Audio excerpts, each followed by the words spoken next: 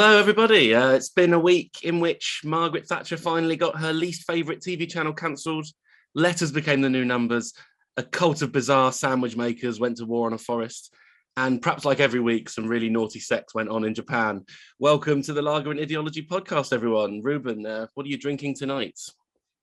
Tonight, I'm drinking, I got two of these, two Eastbjorn lagers. Eastbjorn. How did you say that? Eastbjorn. Eastbjorn, yeah. They got red tabs on the top, which is nice. And how is your Norwegian coming on? That's okay. I'm not going to do any speaking of it now. It just be a bit cringe. I don't know. I'm showing that end of it. This one has nothing on the top. It's fucking idiot. That's what you had last week. A couple of these again. Yeah. Your structure has been to have two beers of two types. It's interesting. Yeah, I've gone for four of the same again. They don't really sell 4-packs here. They sell 6-packs, and then you kind of like tear open the packaging and take what you want from it in the shops. It's kind of how it is here. And I just thought nice. Like, I would have bought 6, but like just quite bulky in my backpack, you know. Yeah. It's quite nice, that like culture. I mean, I remember in the old days you could buy single cigarettes like that. Like every shop would have like one packet of cigarettes that was like open, and instead of buying like the pack, you'd buy like little bits, little couple or however many you wanted. How long? When was this? Was this like? I don't know. I'm old. When did you start smoking? Well, I actually never started smoking, so I don't know. I've gone for Guinness myself, which I think is going to be. I'm going to open it so that it can start sort of. I think it's going to be slightly more difficult to drink 4. It was a good idea when I was in the shop, but I think like 4. You should have saved it for like a St. Patrick's Day special or something. You've done it for no reason. No, I just fancied it, but then on the way home, I was like, actually, this is going to be quite difficult to drink them. But anyway, we'll see how I go. I am going to. Well, it might be difficult, but I'm not going to fail. But I guess before we get going, like, thanks everyone that did listen to the first episode or watched the first episode if you watched it. Nice to see some support for sure. Yeah, it's been. Yeah. I was really happy. It's great. Even the person who impersonated me on the comments. Thanks, guys. Yeah. Just funny things. No. Thanks a lot to everyone who watched it. We're really happy that you guys thought it was okay. We will get better in time as we go. I'll have a better microphone. Episode 3. Oh yeah, next week, microphone. Right? It was meant to arrive today, but it didn't. So, yeah. Right. Well, let's crack open our beers. I forgot mine. I've started. I took a sip already. Yeah. Oh, it does taste good. It feels good, actually. You didn't let it settle at all. God. I know, but you'll have to check in with me after 3 or 4. But I'm feeling good about my choice, actually. That's nice. That's a shit London Guinness, there. A shit London Guinness. Just a shit London Guinness. We're going to start with the more serious and then, descend into the messier as we will each week. And start with what's been going on in the UK with the BBC. By the way, Ruben, does anyone listen to or know what's the status of the BBC in Norway? Unheard of or like appreciated from abroad as this kind of bastion of Britishness or something? I think it's usually the latter sort of response, because Norway does have its own like state-owned TV and news, so I guess there's going to be like an understanding of, okay, yes, that's a good thing, normal thing, we do that, you do that, Yeah, right. So and do the average Norwegian consume and believe in what they hear on Norwegian TV in your sort of early impressions? I'm really not sure. I don't know. I don't know enough differing, because I think one of the things about the BBC is like you sort of see it, around this COVID situation and stuff. Like, even though we have this kind of, extremely online life now with so many different ways of consuming information and stuff, your average Brit does just actually sort of consume the BBC as truth, and sort of is really guided. It's still extremely powerful as an institution and like guides what people think and what public opinion is and stuff in quite important ways. Yeah, that's interesting actually, because I was thinking that the BBC had lost some sort of like power that maybe it used to have, or and that's just Twitter, because it's just because of Twitter though, and again, we said last week, Twitter's not a very good barometer for like anything, really. Yeah, no, I mean, so I think this story. So for people who don't know, the reason this is in the news is because the Tory government are making the early steps of like not necessarily decommissioning the BBC, but removing the license fee potentially, and taking away the BBC's kind of special right to be the kind of British broadcaster. And I think you're probably right that if it hadn't, like, its power hadn't waned over the recent years, that wouldn't even be possible. Because, you know, Thatcher was always trying to get this to happen, really. She hated the BBC and stuff, and it never happened. It sort of survived. And it may well survive this, you know, but like definitely it seems like it's more precarious. Like the BBC we could imagine a world without the BBC now in a way that probably wasn't the case sort of 10 years ago or for our parents' generation. Yeah, I mean, I used to sort of, not so much mindlessly, but I used to just think, well, it's the BBC, isn't it? The BBC's gonna, they used to, I remember like when I was about 16 and I'd started like my A-levels, we were told by my sociology teacher, right, all of you need to just download a news app. I just want you to read the news so you are aware of what's happening in the world. I just think you should do that. And I chose BBC News because why wouldn't I? Right. You know, I was from Britain. It was the BBC. I'd known them their whole life. They'd been there, always doing the news and whatever else. Yeah, I used to just take it for granted. That's a great point. That's a really important point, I think. And it's same for me. I mean, even right until I was my adult life, like when I moved to Hong Kong, I sort of made a conscious choice to be like, well, you know, I kind of think the BBC spouts a lot of shit, so I'm going to try and like diversify. I'm not even living in Britain now, so I tried to start reading. I mean, like there isn't, in all honesty, very strong Hong Kong, the South China Morning Post, like it's okay, but like I started reading listening and reading to Russia Today. And I still check the BBC all the time and South China Morning Post. And I was really surprised by how different these things were. Like how, you know, you can really see the news isn't just the news, you know, it's really sort of conditioned and planned for particular ideological reasons, you know, by the nations that control those things. And what you get on Russia Today is just not what you get on the BBC. Really, really different stuff. So it does kind of show that. And I think maybe, you know, one of the things that's happened is some great stuff. I did read some good stuff around this as well. Like if people are interested, there's a great article in Tribune magazine, which kind of points out this that was from today. That like what's kind of interesting here is, are people going to rally around the BBC and come to its defence? Because really, what's actually happened is, you know how Boris and the British government have been like being slagged off for having all these COVID parties and stuff recently in all the media, which is this is what everyone's talking about in the UK at the moment. The fact that, like, you know, Boris, the rest of them, Priti Patel drinking prosecco, Boris getting booze, and it's been absolutely moronic. I mean, Boris saying he didn't realise. Yeah, I was going to say, I didn't realise.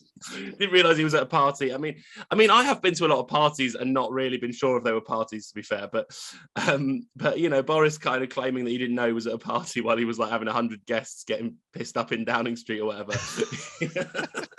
So this has been like front and center on all the media outlets like across the UK. And I think, you know, this offer, basically what Boris and the Boris government are doing is saying to all those right-wing papers, Daily Mail, whatever, that are like, because there's been a movement to remove Boris within the Tory party, right? There's been people, there's a sort of big players in the Conservative Party who are interested in destabilizing Boris, basically. And really this is his effort or his government's effort to sort of what do you call that, like offer a sort of an offering really to those media, because there's nothing that the Telegraph or the Daily Mail would like more than the BBC to be decommissioned or not to be front and center, because that would allow the private news channels to flourish, right? So my interpretation really, and this is I think this is pretty much what's gone on, is that, you know, this is a kind of Boris trying to placate the rest of the British media, saying, look, I'll give you this, and you know, I'm still your man, you should support me. I'll even get rid of the thing you've always hated. And that allows all those private media to sort of get behind him again, maybe. I mean, yeah. I mean, on a more basic level, people have just kind of assessed it as being, we'll throw this one out there as well. That will distract people from Partygate. Because I think that is what it's being called now, Partygate, exactly. right? Yeah. So that's on a more basic. But yeah, I hadn't really thought about it enough anyway, because I live in Norway. I don't tend to think about too much of what's going on in Britain in that regard, because you just don't. Even though I'm from there, I'm like, yeah. No, but I think this is what's important. You know, this is yeah, and why should you? You know, and this is, like you said, it's deliberately being deployed at a particular moment. Apparently, it isn't even possible that it'll happen until like 2027. So definitely, you can see. You know, this is really just an attempt to put a story out at a convenient time. Just noise. Yeah. Scattershot noise. Hope for the best. But what will happen, I think, that's bad here is like, people are going to rally behind the BBC, and this is what happens in politics. I mean, I know we're not, you know, this topic, I guess, has to be somewhat political, because, you know, this is a big thing in politics, and it's unavoidable. Yeah, what's going to happen here, I think, is that people on the left and people also just who are liberal or who are generally consider themselves progressive, which is quite a range of people, are going to now rally behind the BBC because they don't like it being threatened by this kind of Tory government. But actually, that's a really stupid thing to do, because the BBC is bullshit, and it's always been the arm of it's always been the arm of British politicians, and it's been the official media outlet. At that point has sort of proven. I actually read an interesting article in Jacobin, which is this kind of left-wing magazine from 2019, which was like a left writer saying we should get rid of the BBC because it's too conservative. So it's really weird that the left is sort of saying let's get rid of the BBC because it's conservative, but then the Conservative Party is trying to get rid of the BBC because it's on the left, and this is the sort of mess we're in. And what's that's what I'm worried about here. That what's going to happen is you're going to get all these people defending the BBC, which is not saying they should be defended. No, I mean we've talked about it before. Definitely, I've talked about it with people before, because I know people that represent these huge political sort of just they represent the sort of conservative side of England. I know people, and you talk to them and say, well, the BBC.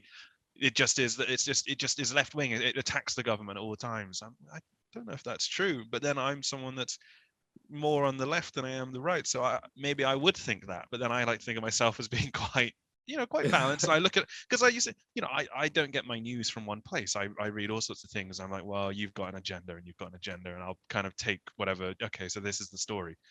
So. Now the conversation, do we really want to steer it into, is the BBC on the left or the right? Is that what no, let's not do that one. I mean, no, because I tell you what, I think I can answer that quickly. And by the way, have you got a timer? I don't know how. Yeah, I'm doing one. I assume we spoke for 5 minutes before I switched on. Yeah. So we'll just go for another 6 from now. Okay, cool. So that's good. I just don't want to I need my beer to go down at the right pace, I'm going to need definitely the beer inside me by the time we get to the cults and sex stories. Yeah, that's where it gets weird. but yeah, I do think I can answer your point there about is the BBC on the left or right. And I think the key to this is seeing it as three totally different things, right? There's the left and there's the right, and then there's the BBC and this kind of mainstream media. And these are not on a spectrum, right? Like where you've got the right here and the left here, and the BBC somewhere in the middle with different people having different interpretations about where it is.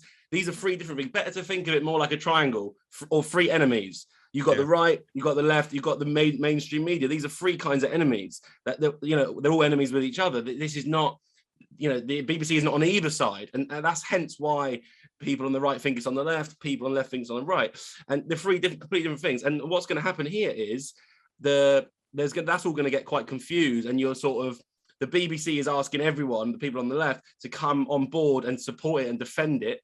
And in order to sort of fight this common enemy of the right. But that's, I think, a mistake. And we should rid ourselves of the BBC. We should take this opportunity. Yeah, every time something comes from a Tory government, there's an impulse to resist it because it comes from a Tory government. But this is actually an opportunity. Abolish this shit. The BBC has a long history of being absolute shit.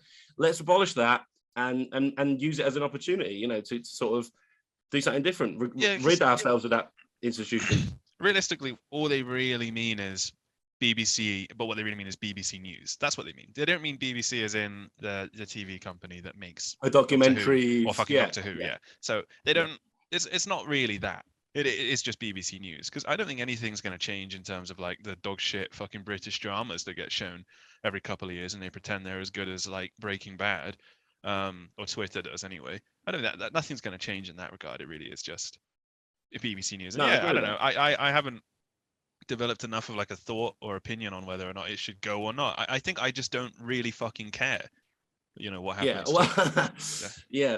I mean, it's easy not to care about this. But another thing I was thinking of mentioning was that, last week we talked about like Molly May from Love Island and Jake Paul getting involved with these sort of political issues. And one thing that's fared up here, I don't know, again, how visible this is in Norway, but like the football community in Britain has really sort of come to loggerheads on this topic of the BBC. As you can maybe imagine, like Gary Lineker, I mean, clearly he wants to protect his salary from Match of the Day or whatever, but he and loads of others, like celebrity influencers, not just footballers, but at that point the BBC already is a part of like the market at that point. If Lineker has to defend his salary and thus defend the BBC, he's defending his little portion of the market. It already is. The BBC may as well not be like a nationalized kind of like TV Exactly. station. And then, but and then you're also seeing this political stuff really play out. Like the old footballer Matt Letizia, he's come out. He started tweeting back to. It was a little Twitter row between him and Lineker. He was sort of saying he's now kind of right wing political voice of some kind. He's an idiot, but he's saying the opposite. Let's get rid of it. The BBC's wank. And then you've got Gary Neville joined the Labour Party this week apparently as well. Mm-hmm. He's been going much more to the sort of progressive side, does a lot of charity work, stuff like that. He's going more. So you're really seeing, and I think we saw it last week with those examples, and you see it again here, that basically anyone with a kind of influencer platform, whether they're a footballer or a YouTuber, is like really kind of coming into this discussion in quite bizarre ways. And that, I don't know what that says and means, but it's definitely something quite new. On Gary Lineker, just since we mentioned him, do you know anything about Wayne Lineker? Yeah, I know about Wayne Lineker. I'm aware of Wayne Lineker. He's a character. I haven't really. Yeah, he hasn't trended on Twitter for a little while, but he was, and I was like, Wayne Lineker. Okay, let's have a look at this guy, and then one of the most bizarre men in the world. I think he's just totally strange. Yeah, just out there in Ibiza all the time, isn't he? Just doing like DJing and being tanned and. That's it, and just he was on one of these reality TV shows recently. I don't know if it was like not. I don't know. I did watch some of it, but he was on. I can't remember. It was it was like a sort of celebrity dating thing where they go in a house and. But he's absolutely insane. I mean, there's a great thing on YouTube where it starts with like Wayne Lineker picks up this guy, like goes to his house for like a day in the life of Wayne Lineker, and like there's sick on the side of Wayne Lineker's car when he picks the guy up at the airport, and like the guy says like, "Hi Wayne, I'm really like pleased to be spending a day in the life of Wayne Lineker," and Wayne says like, "See that sick? Some bird hanging out the window last night." It's like what a strange way to like. There's a lot. There's more to unpack there in the few than time. Than we have time for, because we've got a minute, maybe 2 minutes at best. No, I don't want to end my intelligent political take on the BBC with comments on Wayne Lineker's birds in Ibiza. But anyway, I think this BBC thing is a major story, and it's right. We should chat about it it's appropriate for a first beer, and I do have this concern that basically what's going to happen here, and here put it in this context, like what happened with this sounds wild connection, but what happened with someone like Donald Trump appearing, it meant that like people rallied around restoring things to normality. Right, so there was Bernie Sanders, there was quite a lot of activism in the US, but the appearance of Trump as this kind of right-wing fascist enemy, meant everyone rallied around and restored everything to how it was before, which is exactly what happened with what we have now with Biden, what we would have had with Hillary Clinton. Your typical third, fourth generation politician, everything goes back to normal. We see the same thing in the UK with Keir Starmer. The Corbyn movement frightened people. It was an opportunity, but ended up people rallying around and sort of going back to sort of the norm with people like Keir Starmer being elected in the Labour Party, and I think you're going to see exactly the same thing here with the BBC, right? There's now this kind of bogeyman of, I could easily see this being like, Boris just becomes this kind of moron who was destabilizing institutions, and everyone else rallies around the BBC, make sure this. So I predict that the BBC will continue to survive. This will never happen. People will just restore order and normality. It's too many years away. I mean, I guess closing remark is they've already got plans for the NHS in terms of like now you'll have to pay for your treatment past a certain point, but it'll only be up to a certain amount in your lifetime. Like, things are already changing. Exactly. And it's only another example of the privatization of stuff and so on. And, I think we should. Yeah, I don't know. I think we should embrace the death of the BBC and move on to our second beer and leave the BBC behind us in more ways than one. Yeah. No, I'm going to finish my beer now because I didn't really time it very well. I need to pour mine. Oof, it does make a nice sound, the Guinness, when it opens. They do, yeah. They always sound good. I hope you're pouring it properly, remember. It's straight down. How do you... You're meant to just turn it upside down. I think it's going to overflow. No, it won't. Your glass isn't anywhere big. Sorry, you don't have enough beer there for that, do you? I think you had a pint glass. This is a pint glass. I think that's just right. Is that a pint can? No, but I think when it settles, it'll be. Yeah, you meant to just upend it and then it'll sort itself out. Yeah, I saw that in a TikTok. Do you want to do the cults or the Wordles? I don't really know anything about Wordle. I know what it is, but I haven't been able to play it because it's not on iOS. And so I thought maybe Alfie can just kind of like tell me explain a bit, because I just keep seeing tweets with coloured squares and I don't really know what the fuck's going on. Right. I mean, okay, we'll do the Wordle. We've already started the Wordle. No, I think it's interesting. Like it's a sort of it's a word game. You go to Wordle. You can do it now. Why don't you do it now live? Wordle. Is there a website for it then as well? Yeah, powerlanguage.co.uk. But if you just Google it's better to just do it through the website. The app's powerlanguage.co.uk. Yeah. Yeah. If you just if I'd known there was a website. Yeah. I would have looked. I thought it was all. Well, I'll tell you what, though. I will say this: today's one's pretty hard, so I want to see while I'm talking about it, if you can nail this. You basically you got sort of 6 chances to you have to write a word, and it tells you whether which letters are in the right place, which aren't, and so on. It's like a little word game. It's not dissimilar to like the sundial. I don't know if any readers of the Sun, hopefully not too many, listen to this, but it's like a little word game, basically, a little sort of it's like Sudoku but with letters. You just got to follow a process and go through it. Yeah, I didn't actually pay attention to the. Okay, so I got to click help. The letter. Okay, so yellow is in the word but in the wrong spot. Okay. Yeah, right. So today's one's actually the hardest one. Anyway, the interesting thing for me with Wordle, I mean, okay, there are some things to say about it. It's made by this Welsh guy who's like, I don't know where he's not in Wales now. I think it's in America, but it's real sort of budget stuff. Apparently, somebody hacked it just by right clicking and pressing source code, and it's got all the future answers just right there. So we're not talking about something really well designed, but an interesting thing. And what I think is interesting about this is that you can only play it once every 24 hours. Oh. Okay. So you'd be interested in that. Didn't you write some of your dissertation about like games and addiction? Yeah, I would have done. Yeah, well, so here you go. Sorry, you said for me to try and do it, so I was just saying having a few goes. I'm not saying I'm not going to distract you. Okay. I mean, yeah, I remember talking about.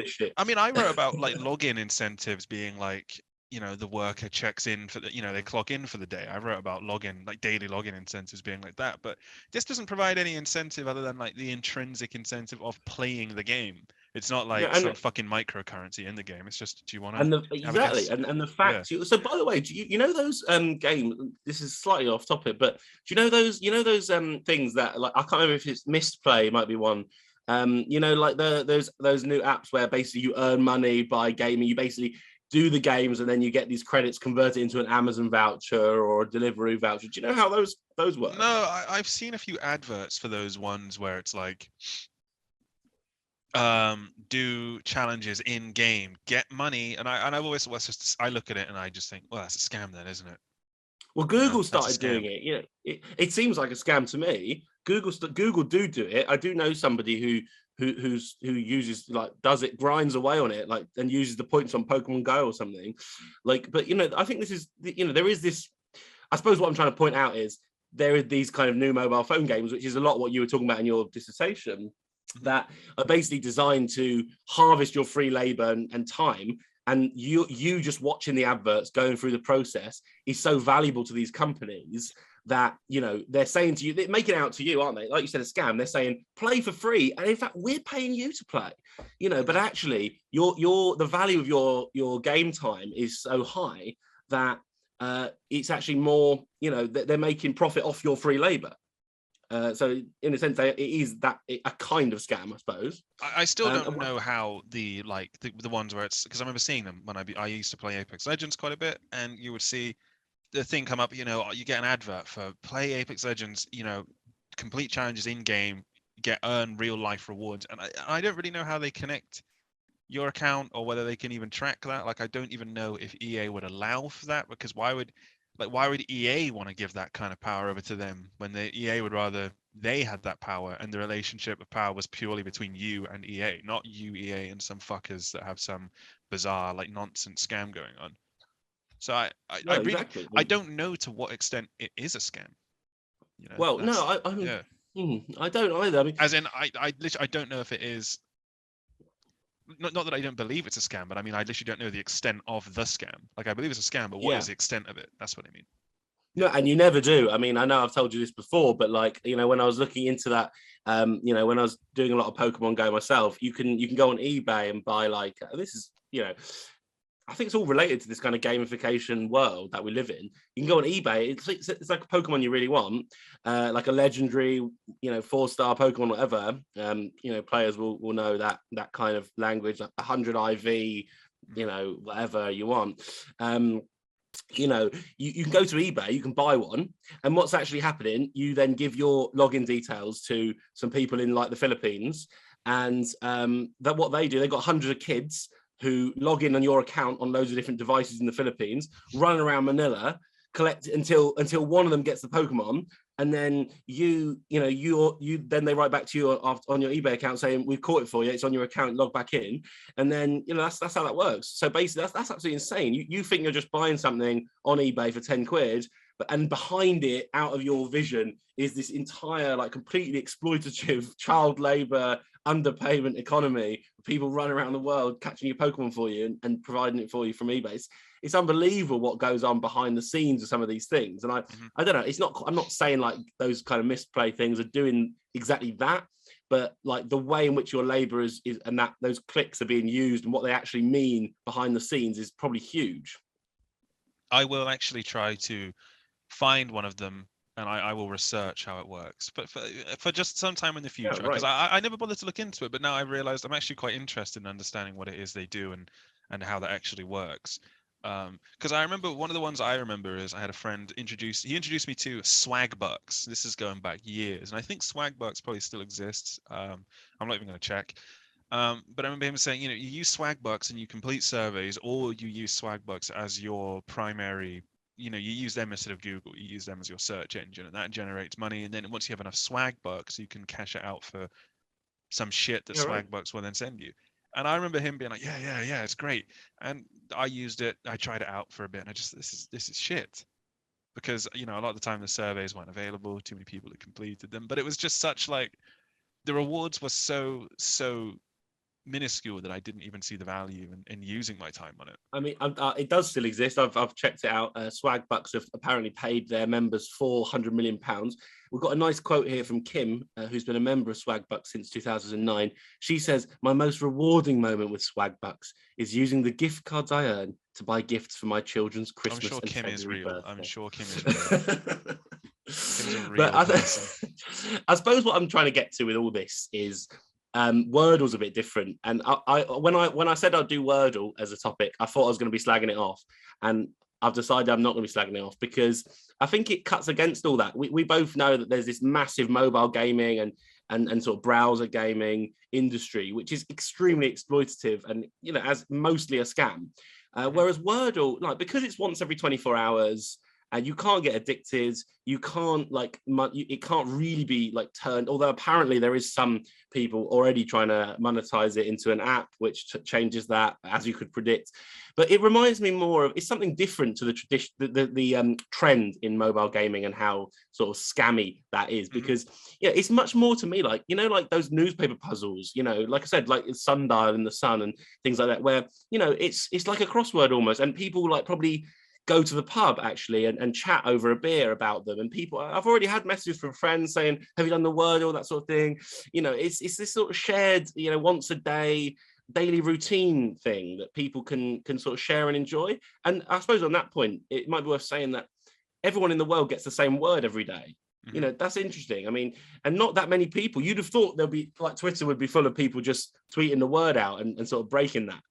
But the people aren't really doing that. It's actually something really, I feel like there's something really sort of honest and organic about this. It's like people who want, a daily thing that can be shared across the world, that can be, communal and just joined in without being part of that horrible economy that we know games has become.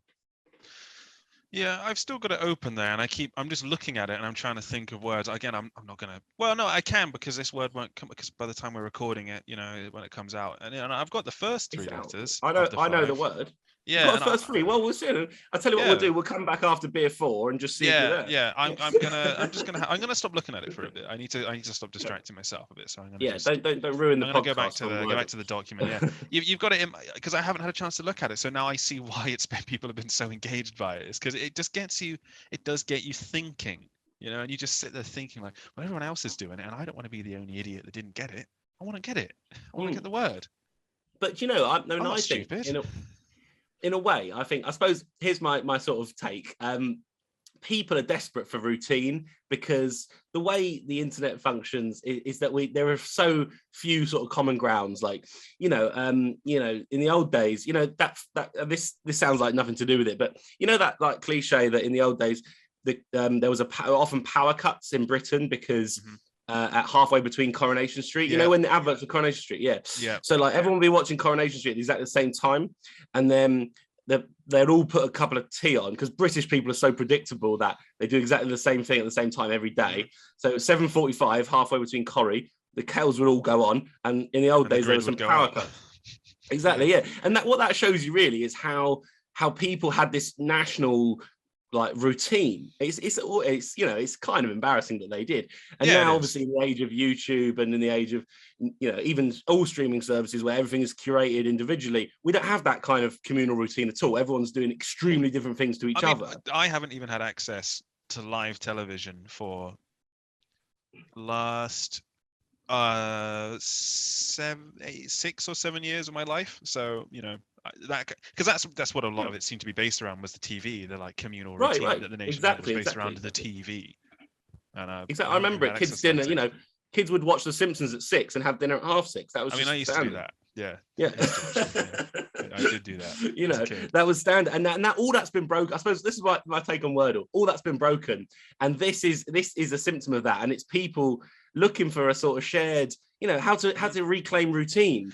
Something that's once a day. Because now routine has been stretched from doing something at the same time to, like, at the very least we'll squeeze it in on the same day. Because everyone's routines are so different and so dictated to them by the powers that be, or whatever the power that may be for them, or may be to them. Exactly, and that goes back to like the old people going to the pub and doing a crossword together. This is all about routine. It's not about we love the crossword. It's about what that means. You get your pint at a certain time. You sit there. You talk to your friend at a certain time about it.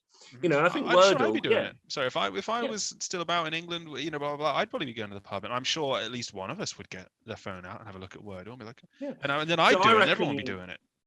I reckon now you've seen it today. We'll see. Let's bring up Wordle in episode 6.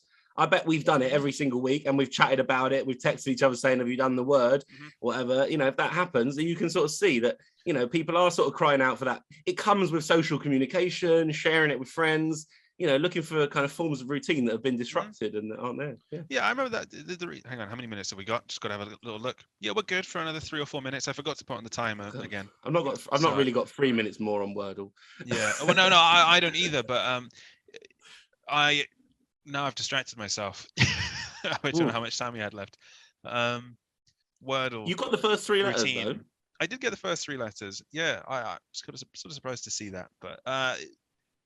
Yeah, it's strange the way, because obviously we're meant to be doing this from I guess ideology, and a lot of the time what I've come to understand a lot of ideology is it's dominated by digital culture, and with digital culture I always think of the 2000s and onwards, like the 90s and onwards, but I forget that it's actually like the television was like the start of it, totally the start. Well, I guess maybe the radio, I don't know, advertising. I don't want to go that far, but I forget that TV was like a hugely important role for people in, I guess, Britain and the US, and definitely other parts of the world, but I can't speak for them so much, because all I'm really going to know is countries that speak English from birth.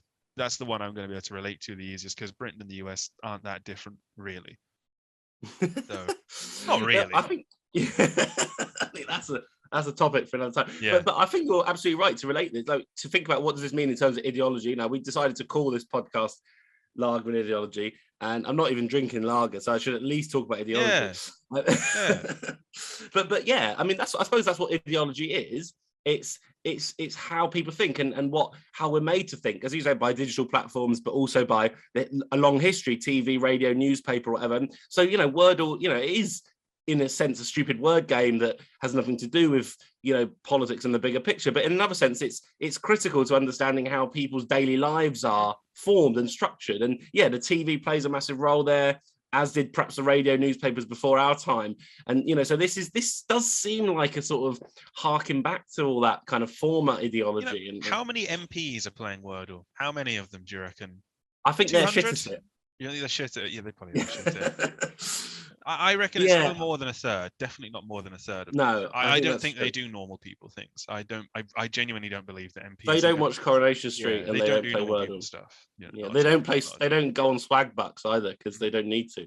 As far as I mean, my perception and understanding of government is more or less like the thick of it. That's kind of how I imagine it is at all times, but less funny, more sad. Yeah, I think it probably is. I mean, that's why, you know, I don't, I never like, I mean, we're not talking about the anti-vax thing, but the reason, some of the conspiracies around anti-vax, we were talking about it because it was in the news today about, you know, Morrison's are not going to pay sick pay to people who've not been vaccinated. The NHS yesterday announced that it could even perhaps fire workers that haven't been vaccinated. You know, I mean, we talked about it briefly before. I'm definitely against this.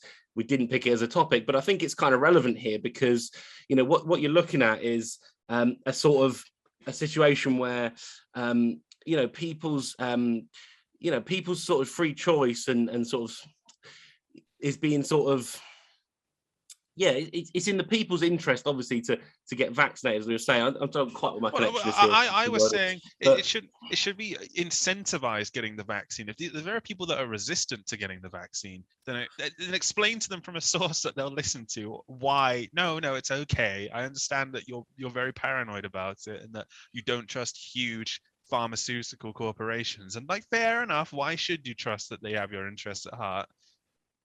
But don't take away their rights. Yeah, exactly. I mean, the eroding of rights from that is absolutely mad. And you know, I think this, you know, you are on something here with this thing that, like I said, no one actually, these daily life things, they are not things that the powers that be enjoy. They're just things for the everyday person. And you know, your point was that, you know, idiots in the White House is like the thick of it. You know, we talked about it last week with Don't Look Up. You know, and it is, we have to move on. We have to move on in like the next just quickly to sort of make, otherwise it just sound like I'm talking nonsense.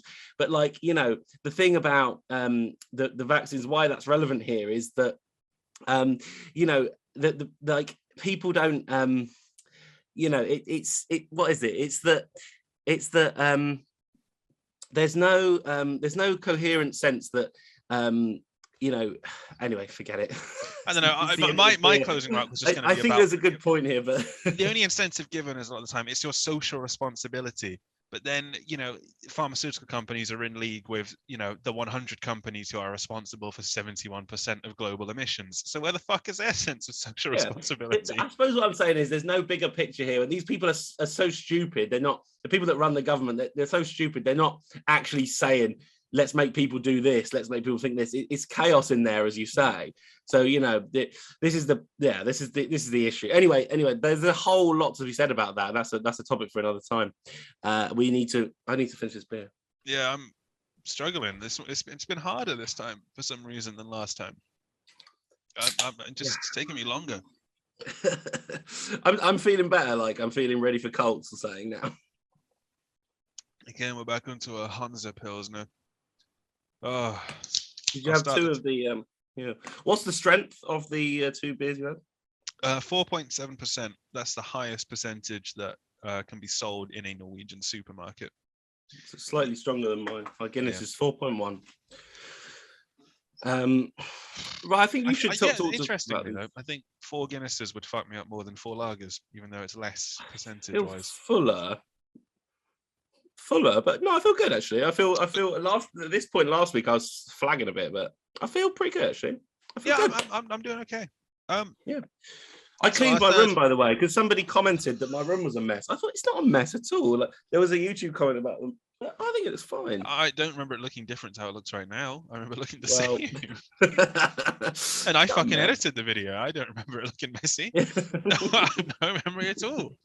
Timo, I wore a shirt this time as well. Yeah, so you that know, people wouldn't. you're exposing a lot of chest. It's a bit of a like state. I know it's not that much. It's just the way I was sitting. Yeah, it's not Okay. that much. So for our third subject, a bit of a strange one because this week, or in the past week, sorry, or maybe the past 10 days, the 12 tribes cult, some branch out in the US somewhere, because they do exist in the UK as well, which I was really surprised by, have burned down, I think it's several hundred houses, isn't it, in Colorado, or like the land that several hundred houses were going to be built on. Like that's a lot of fucking houses. Like if that happened in the UK, it would be like, what the fuck is going on? I mean, we don't even build our houses out of like, yeah, like that's so many houses. I hadn't thought of it as being particularly funny. Maybe it's the beers, but also you hadn't. The way you said that, if that happened in the UK, like, I mean, it would just be unbelievable. And you just said a minute ago the UK and the US are quite similar. Okay, they're not. If like three houses got burned down in the UK with the armed police on site, like, what's going on? And you just literally, Ruben, said the US and the UK were basically the same. You know, even if you expand the UK's population and you know, because like the US is 330 million, we've got about 70 million. You times us by 5, you still don't get the like fucking pandemonium that the US like represent. You don't get that. You don't get it at all. I do like that about the US. Like, I love it as well. I love it. It's great. In a way, I think in a way, I'd say I've never been to the US. I've been to New York 3 times. I've never been anywhere else in the US than New York. So I don't really count that. Like New York seemed to me a place that was familiar from the UK. You know. Well, it's because it's one of the city is built how we understand cities to be built and things like that. You know, you can exactly. walk parts of it if you wanted to. Exactly. But the rest of the US, you know, that does appeal to me. I like the chaos. I want to go and be part of that one day. Yeah, I know a few people out there and stuff. You know, I know a guy out in Florida, and I think, you know, it sounds insane. It sounds like something I'd have to see one day. I've got to. I mean, and to not just, I think you'd have to live there. I think you'd have to, you know, not just, you can't just do, I mean, it'd be nice to do a sort of road trip or something, but like, you know, you'd have to actually go for 6 months or a year and just live in Texas or something. That would be. I've got a cousin out there for I think 3 months, and I'm looking forward to asking them about it when they get back. Just to like, what was it like, you know? Yeah, because I never would expect them. But anyway, the subject. Go on, see what you're going to say before we actually attack. I was just going to quickly say, when we get 5 million patrons, we'll go out there. We'll do a jaunt, and we'll do an episode from the US, from Texas or something. See, I want to go there because I want to fire like weapons that just probably should be illegal at like targets. That's what I want to do. Cow? Do you want to fire one at a cow? Have you seen that? No, I'm not. I've seen that, but I'm not so interested in firing at a cow. Like, I don't think I need to do that because it's a bit of a waste of cow. You know, I would feel so torn about whether to do that because, like, I get that one shouldn't, but like the desire would be there. No, I actually don't feel the desire. I don't think I do. But if you presented me with like an M60 and then a cow, maybe in the moment some bloodlust would take over, and I'd be like, all right, that cow is. I don't want to be cancelled for like. I mean, don't get me wrong. I appreciate the problems with the beef industry and so on, and I tried to be vegetarian myself at times, often failed. But I watched that Dark Tourist thing where the guy's confronted with this moment where he's got like a rocket launcher and has to decide whether to shoot the cow, and he doesn't. He backs out. But I always sort of thought, did he just do it off camera? Because I would. Yeah, I feel like I'd come back 20 minutes later and be like, right, give me that fucking RPG right now. Well, I don't know. I'm quite conflicted about what I would do. I actually really don't know what I would do in that moment. I think I'd only know once I was presented with the situation what I would actually do. I mean, that I suppose. This is totally fucking tangential. Like, it is, but it's also a good topic for another day. I mean, it also relates to sort of, you know, gaming and the way in which you think of yourself as the, you know, gun holder in games. Anyway, it's for another time. But go on, tell us about this cult, Ruben. Well, so I'm just I was just making a note on our doc, just rocket launch the cow ? So we know to come back to that. Yeah, that's a good topic. So yeah, the 12 tribes have been burning down houses, and I thought, well, that's interesting. We can talk about cults and cultish behavior, and then I kind of realized, also they own a sandwich shop chain in parts of the US or something. I like that fact. Yeah, I guess that's how they get a lot of their funding. So each sandwich you eat It's just like funding this. Apparently, it's a bit weird. A lot vigilante. of the restaurants are a bit weird. Apparently, What do they have, like unusual sandwich fillings, or? I'm not actually sure exactly what they, what their deal is. Sorry. I looked up this cult anyway when Ruben mentioned it to me. I'll just, while Ruben is burping his beers, I'll just, but I looked at, and I was fascinated as well, because this is not, I expected to find something pretty weird. There were some odd religious angles. It's something to do with Israel and so on. But I was really, these are just hippie communities, and they're all around the UK. They're not. This is not just the 12 tribes thing. Sorry, the Yellow Deli is what it's called. We have the Yellow Deli in the UK. Right. Well, this, I tried to find the nearest one, because when Ruben initially mentioned this topic, I first thought, right, I'm free on Monday. I'm going to head over there. If there's one in London, I'm going to head over there and do some, either investigative journalism or pranking, whatever you see it as, and find out how these people are living. But the nearest one was actually like 500 miles away or something, in Cornwall. We'll have to ask Armando. Because the Yellow Deli is between Exeter and Yeovil. I don't know. And on their website it just says like we've got a tea shop and we make delicious food, and we're a community of sort of hippies who have moved out to a farm and found our way in life. So there was nothing here about. Immediately, I think that sounds sinister. Okay, but they didn't say that they were burning houses or anything. They just. But that's the US branch. Again, the UK, we do things differently. If they burned down even one fucking house, it would be again. But here we've got a tea shop, and there they burn houses. Yeah. Well, no, they've got the sandwich chain out there as well, but I was just surprised to see there's a branch of the Yellow Deli in the UK as well. That's mad. But how we can actually bridge this into the lager and ideology theme is just, we were talking about towns of cults, or cults burning down towns. Right. And like a year ago, and I was reminded of it by a TikTok again, Amazon and other large companies, but Amazon was the first name wanting to start company towns where they've got a factory, and then they just have 1,000 houses around it, and the families work in the factory, live in the town. It's unbelievable. This is old news, but the 12 tribes is new news, and that makes it current affairs to bridge us into that. All right.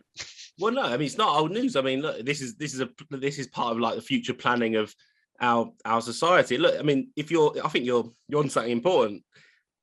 Can you imagine it's pretty dystopian stuff? Like, you've got a future out there where basically people are living as in a sort of cult-like way, where their whole society is structured around a particular corporation. And the we're sort of seeing CEO of Amazon. Yeah, and that's one of the things I like about cults. I said to you, I've always fancied a cult myself. Yeah. There's not. I'm not against cults. One of the things I like about them is the sort of rejection of normal capitalist life that they often involve. Like, don't get me wrong, we've all seen the Netflix shows.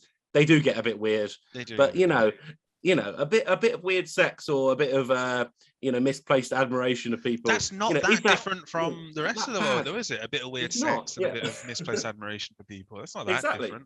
It's not that different. And I always think at least these cults are rebelling in some way. They're saying we're going to live differently. So what's so dystopian about the Amazon idea, this dystopia in which you're living in these kind of cult-like things where, it's Amazon that you're worshipping, really. You're a community of workers or whatever, this means this is the end of rebellion, because even your cults have been monopolized and turned into sort of things that serve your sort of big corporate movements, and that's depressing. I'll go for I'll burn a house before I join one of those. Mm-hmm. Yeah, I guess. Especially if I get a sandwich. Do you think they take sandwiches? Do you think they take a packed lunch from the Yellow Deli? To the house burning. They take a packed lunch all the way to the house burning. Look forward to the house burning tonight, fellas. Terrible accent, that one. Awful. I can do free houses and are we going to get in trouble? No, we're not going to get in trouble. No, it's fine. It's fine. They've got like the local police force in the cult probably, so it's fine. Or whatever. Yeah, no, exactly. And but yeah, I mean, it's bizarre. It's totally bizarre. And we really wanted to find out, both of us, what they were about. And we were hoping to find clues. Like, I did think about ringing them up. In the end, I sort of bottled it. And I thought, you've got 15 minutes to talk about this. So, but I'm up for ringing them up maybe if the people are interested in us pursuing this topic. Yeah, if you really want to hear more about this, I guess let us know. We could have some correspondence with them. I don't really want to do it. We can try and find out whether this is quite vigilante, just a couple of people doing some mad stuff, or whether, you know, there is actually something more. Because what we couldn't find out from the websites and stuff was what actually are they doing? Like, what do they believe in? It was just like, it wasn't really clear. I had a look at the website, but the website was really horribly formatted, and there were just a number of like religious commandments involved, or particular passages from the Bible which they that's what I found. And I couldn't. I'll be honest, I couldn't bother to read all of them because I was just sort of like, everything about it felt strange, you know. And I was like, there's almost in the back of your mind, you have the thought, what if I get what's the word I'm looking for here? What if they sort of indoctrinated? Yeah. Oh, you don't want to go. You don't want to go on the. What if they indoctrinate me? Yeah. What if they indoctrinate me? What if I go? What if I go? You never come back. Yeah. Right. What's the word they use? You don't go primal. You go native. You go native. What if I go native? Yeah. Well, look. If you know, listeners should know that if 1 week Ruben isn't here, it's because he didn't come back from the 12 tribes visit, and it's just me left. I can't imagine they have a branch out in Norway. You know, there are only 5.5 million people here. They had them in Spain. I looked at them. They got them on the website. They've got a map where you can see you can click on your nearest branch, and it's there are some in Spain. I didn't look up there in Trondheim, but you know, there were some in Spain, there were some around Europe, there were a lot in the US, as you can imagine, but they really have spread out across the world. So maybe you can start one. Let's call them up, and if you get indoctrinated. So the 12 tribes is a cult based around the lost tribes of Israel. Yeah, that's the one. Right. Okay. So because someone in 2018 on some website asked if the Sami people of northern Norway, who are the Norway's indigenous sort of population, could be descended from one of the lost tribes of Israel. I don't know what the answer is, and I don't care to find out. On their website, there were some pictures as well of some people that are part of it. They also have a podcast. I don't know if we should plug that, but it's called Time to Gather. You plugged it. You've plugged it, for fuck's sake. Now we're associated with anything that they do. See, this is why we don't do these topics on Beer One, because I wouldn't have done that. But there's some pictures of them, and I will say they all look really old. Like, if they were like, I mean, I'm not. I mean, I suppose I am saying I'm quite shallow, but like in these pictures of these communities, they didn't look like people I, you know, wanted to spend my days with. They looked quite. So what, you want some rocking hot babes and boob tubes and beers? You know, is that what you want to join the cult? You'd expect a cooler full of beers. Desire to be. You just want your desire to be stimulated in some form by this group or something. It didn't have that. How long have we got on this, by the way? We've got about 2 minutes, because I started the timer early this time. Cool. Okay. Right. No, I've just got one more point. Really, it's quite. It's quite. There's one in Australia. There's one in South America. They're everywhere, mate. These guys are coming for us. All 12 of the tribes are coming for us. Fire alarms. No, there isn't anything in Scandinavia at all, actually. Yeah, I feel like in Scandinavia, the cults you're going to find are going to be probably more concerned with runic Viking imagery and that's interesting. Dog whistling by accident. The Nazis. That's probably what you're going to find here. Maybe on purpose, dog whistling the Nazis. Yeah, but perhaps not. Perhaps not on purpose. I think we should. Well, cults is a possible avenue for future investigations. We can send you in. I'll keep an eye out for some cult stuff. You come across activity. Again, the population, though, just for reference in terms of how hard that would be, like Norway's capital city, Oslo, has a population of 600,000.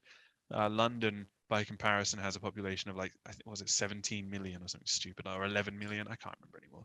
But are you saying it is something like that? Yeah. Are you saying that you need a big population for people to start doing these things? Because you need a concentration of population, enough of a concentration for it to spread quickly. Whereas in Norway, I don't even know if there was a cult, would they even know they were a cult? And how would I then find out? How would that information be disseminated to me? If there's a cult in Norway, it's probably up in the northern fucking reaches where nobody lives, nobody goes. And there's probably only 14 of them, and they're all just doing weird shit, setting fires to stuff. But no one knows because it's out there. I'm gesturing that way. I don't even know if that's north. I don't think it is. I think that way, ahead of me is north. So I did navigate to your house on Google Maps and had a little explore of your area. It's interesting. What? Listeners should try and hunt you down and troll you. No, they shouldn't. Don't encourage that. Put them on lolcow or something. Don't encourage that kind of behavior. But yeah, I suppose, I mean, to go just the last point in those Amazon towns, you know, to come back to some sort of point, you know, it's some semblance of a point before we enter the Japanese sex round. It's that, you know, it's just, I mean, really that happens in China. You do have towns that are totally based on, you know, one factory, like whether it's Foxconn or, you know, the stories have been in the media about how awful that is, you know, entire cities really built around the investment of one company and how that gets built and stuff. So, you know, this is, you know, I agree. I mean, and I think, you know, we're talking about cults, but we, you know, we're laughing at people that are in cults as everyone does. But at the same time, you know, the problem here is that, you know, actually structurally, like you're going to find that sort of community developing and you know, whole places, whole spaces which are, you know, organized by certain powers and structured in a certain way, which is, you know, that's absolutely mad. And you know, the way of life that we are used to is going to be totally changed by those kind of changes. So, you know, yeah, we should laugh at the people in cults, but like we said, how far away is normal life going to be from that sort of thing? That's pretty scary, I think. Yeah, I definitely have more thoughts on that. How much time do we have? We don't have much time, but that's something I want to go back to because it's something you see a lot of people saying, well, you should focus on your community, forget about your political ideology, focus on your immediate community. And then at that point, how many steps away are you from just sort of cultish activity? But exactly, and it goes alongside, doesn't it? It goes alongside like every you know, if you look at cult podcasts, hundreds and hundreds more cult podcasts, hundreds more Netflix shows about it. So we're sort of vilifying, as a culture, we're vilifying and laughing at something that's actually kind of embodies what we're also doing in a certain way, which is weird. Just laughing at what we don't really understand or for some reason can't quite relate to. But again, that's the end of that subject. We've got to finish up. That's it. Finish your beer. I got a little bit of beer here. Right, I'm opening my final Guinness. I'm going to tell you about these shags. So what I was thinking about this is a story I came across by accident. It seemed like a small news story, but when I started thinking about it, it's quite a big one. So basically, it's to do with Japanese laws in sperm donating. I didn't pour that right. Sorry. I'm beyond caring. In topic 4, mate. Fuck's sake. Anyway, I read this story, and so basically, in Japan they changed the law. I think it's happened here to a certain extent. They've made it a lot easier. The premises make it easy to find your birth parents. So if you're a sperm donor, it used to be totally anonymous, but these days, and especially in Japan, it's impossible to be doing that anonymously. So you know, nowadays, you know, you have to sort of formally, you can be traced as a sperm donor. Now, what that's led to is hardly anyone wanting to be a sperm donor, as you can imagine, because the whole rhetoric was, you know, 20 or 30 quid, whatever it was for a wank, and you'd be like, fine, I'll do it, and then not think about it again.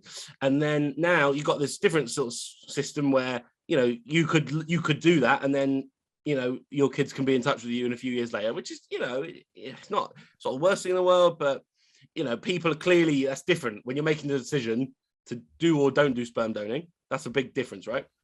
Doning. Is doning the sort of verb of donating? I made that up. What do you want the verb to be? I would have said donation or donating. Okay, I would have said donation. I would have said that. Yeah.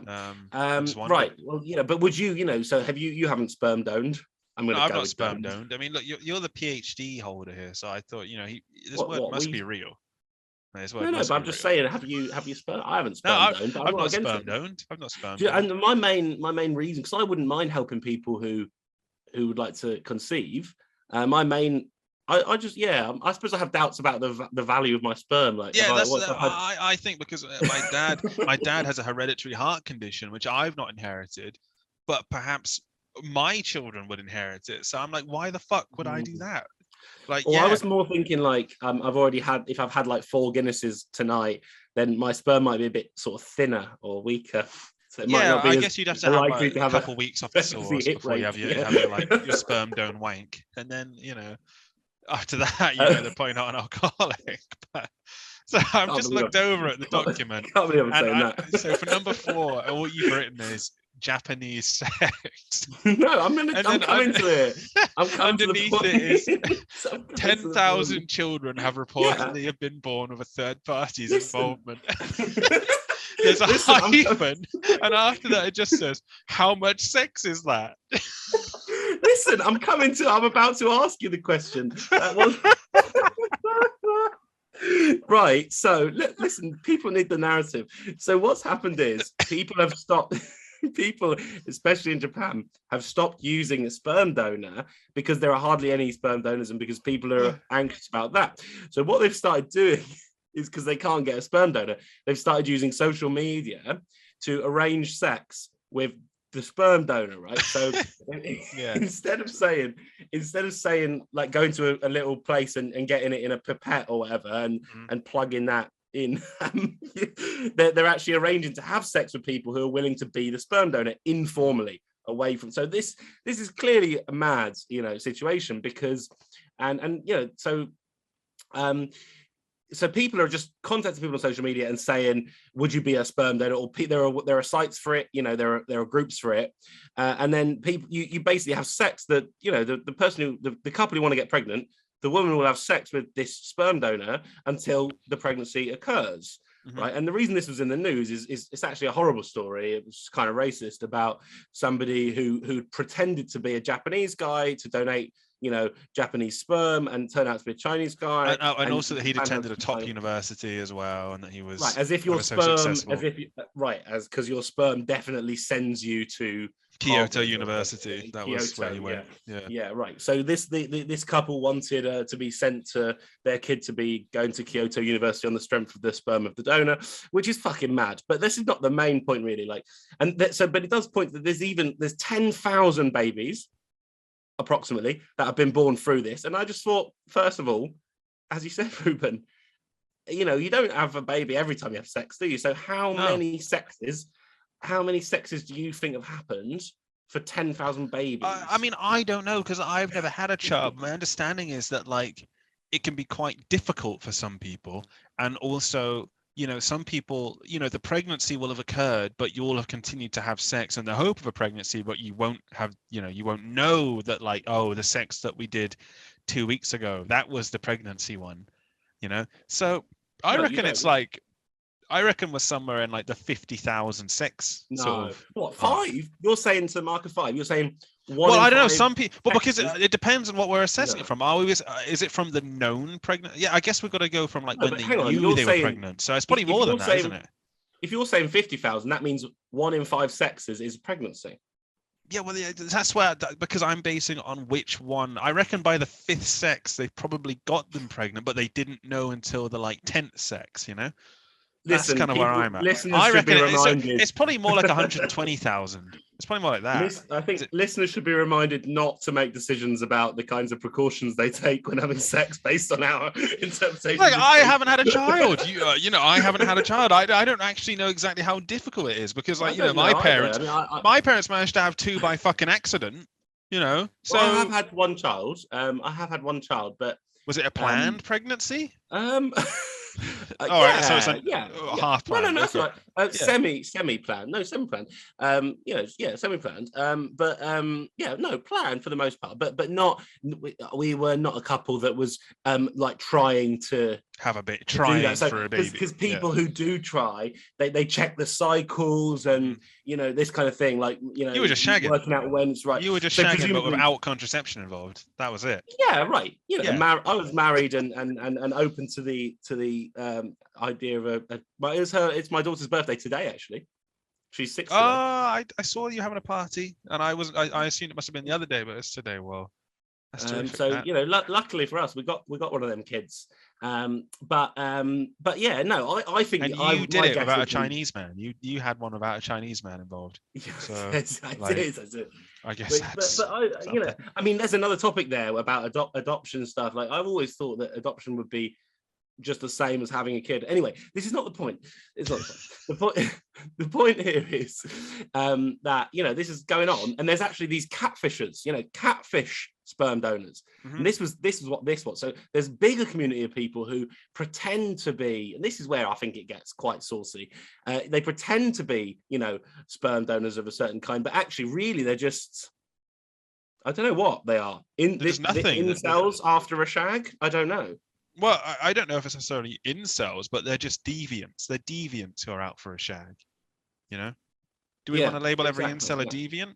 I don't know if every incel is a deviant. No. Yeah. Well, I don't know if every deviant's an incel.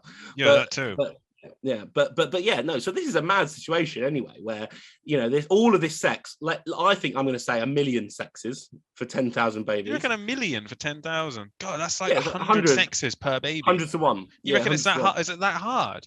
How the fuck have humans? I guess because humans have evolved to make it so that sex is incredibly pleasurable for like your brain. So like, I suppose I don't know if it's 1 million, but yeah. I would halve that. I would accept anywhere before 500,000. Let's take 500,000. Yeah. Anyway, and I suppose where I think there is ideology is, I also read something which was completely unconnected to this story, but I think provides the key to understanding it all. And it's in a great book. I mentioned it last week. Apparently, I can't stop mentioning this book called Peak Libido by Dominic Petman. And in it, he started, like I was saying last week, that, you know, people's sex drive is really low on people's, like, these days, so a lot less sex is happening. And Japan was actually a kind of case study in this. Like, Japan is really famous for like being obsessed with sex. We know that, right? From prostitution to robots, you know, that this is the probably the country most associated with sex. And apparently, like, vain effort to just try and like encourage people having sex because they recognized 30 years ago culturally that sex was just fucking declining in Japan. Maybe. I mean, because this is the statistic that apparently, like, sex in Japan, and to a lesser extent in the US, is like at the lowest ever point since records began, whatever that means. But that's amazing. That so this is what makes me think this is the complement to this story. Like, sex has become not something pleasurable, something people find actually difficult or stressful, and because they're so caught up in being tools of like capitalism or something. Maybe, but you know, to such an extent that people are actually just having it in these kind of formal, structured ways for certain purposes, rather than it being an organic part of life, whatever. That is interesting, actually. I mean, before you'd mentioned the US, and I was going to say, I mean, the US is like an incredibly like sexualized culture, very, very highly charged or sexually charged as a culture. The US now, right. So, but it's strange because it's like a double-edged sword. The US, where they're like, on the one side everything's incredibly sexual, and on the other side it's like, well, we can't talk about it necessarily because of our attitude towards women. I don't know.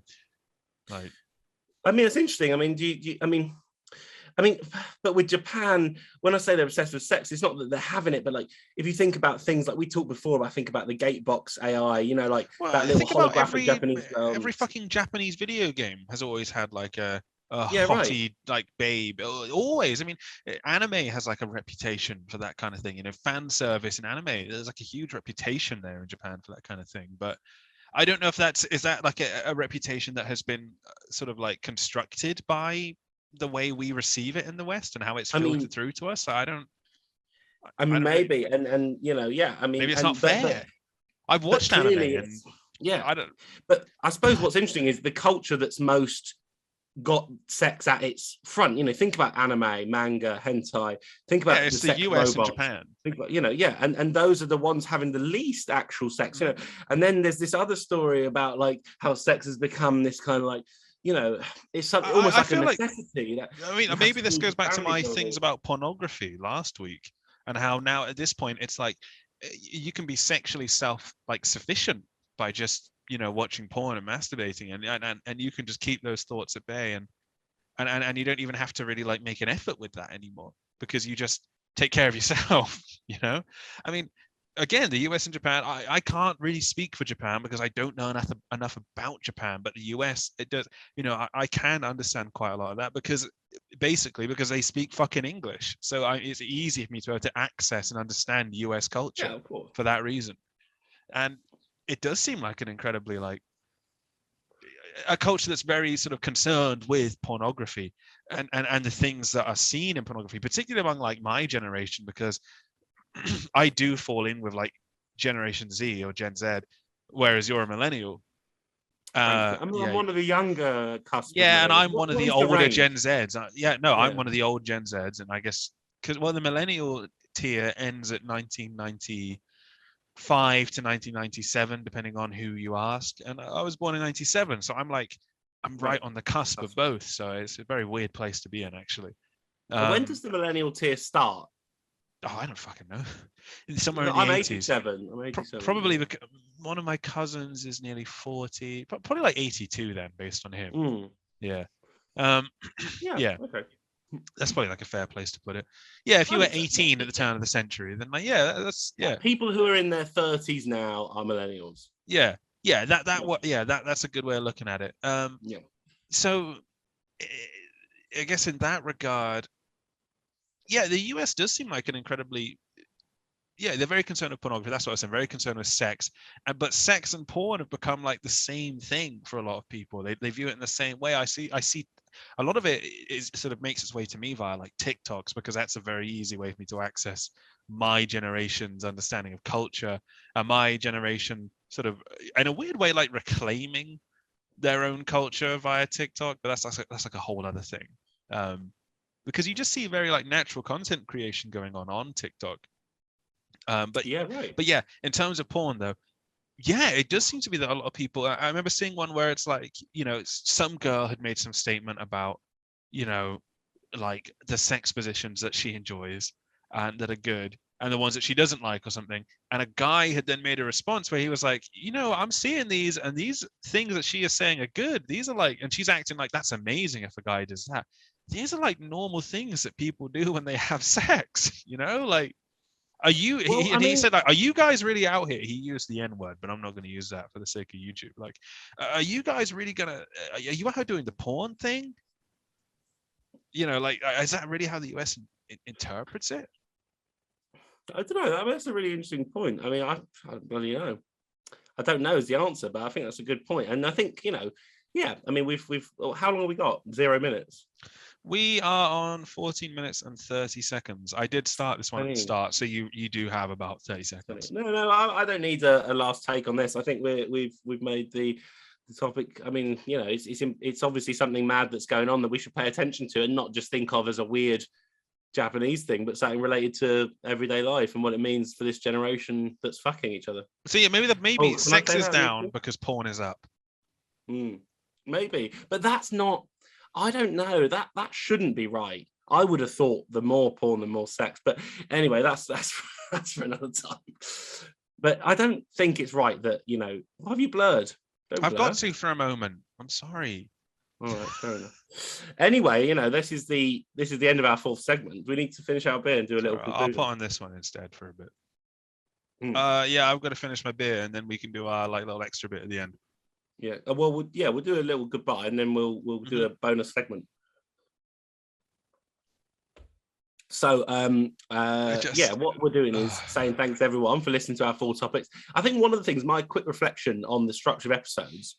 Most people, I checked on the analytics from last week. Most people are last in the distance, but not everyone. And all the saucy content comes at the end, and all the highbrow content comes at the beginning, which is a structure we're definitely going to stick to. I'm keen on that structure. Well, the thing with YouTube analytics is that the people do have short attention spans, and the people that really care about the podcast and are going to maybe like give money to the Patreon and that kind of thing, and buy any merchandise we might sell in the future, are going to be the people that listen through the whole thing anyway. Or pay for our trip to Texas to do some cult exploration work. Yeah. But anyway, so we will just say thanks to everyone for listening, and that we do also have a Patreon. It's all in the comments and all in the description, and we're going to do. There's going to be a sort of we've had 4 beers now, so we still want to chat for 20 minutes, which is going to be up on the Patreon, so you can hear the real shit. You can hear the rest of it, the bit where we're just sort of talking absolute bollocks, but so maybe some racism. I don't know. No, sexism. Goodness me, no. Good night, everyone, and thanks for listening to the Lager and Ideology podcast. Thanks for listening, and you can I don't know what people say at the end of these anymore. You say like subscribe, follow us on Twitter. I don't know. Just come back if you like us. Yeah, that's it. Come back if you want to do more of it. Yeah, and patrons as well. Tell us everyone. Tell us what topics you want us to do. Yeah, because we're open to discuss whatever you think is the hot stuff. Well, all right. Thanks for that, everybody. Good night, everyone. See you.